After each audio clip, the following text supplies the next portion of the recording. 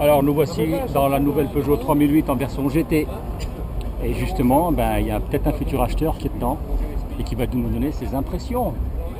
Voilà, donc ça semble très complet. En revanche, l'ergonomie est un petit peu compliquée.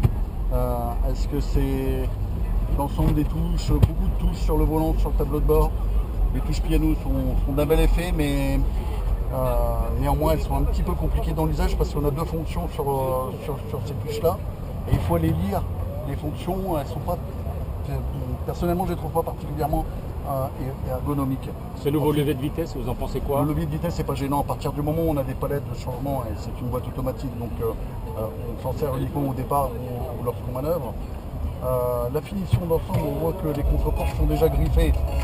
Certes, c'est un véhicule qui est beaucoup utilisé ici au salon, mais peut-être que les plastiques n'auront pas une tenue dans le temps significative. Oui, puis il y a une imitation bois ou du bois qui est là.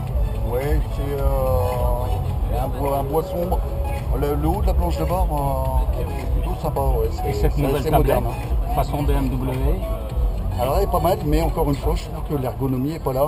En tout cas, c'est peut-être une question de génération, mais je ne trouve pas qu'elle soit particulièrement facile d'usage. Par exemple, si on veut retrouver maintenant le GPS avec cette tablette, comment on s'y prend? Le retour arrière n'est pas intuitif.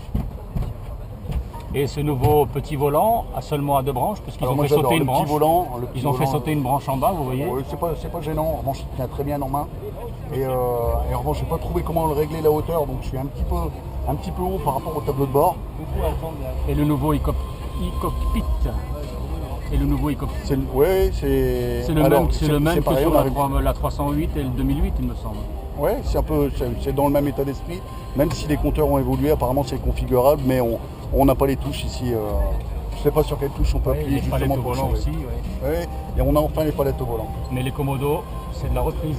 Les commodos sont très classiques. Voilà. Merci monsieur. Je vous en prie.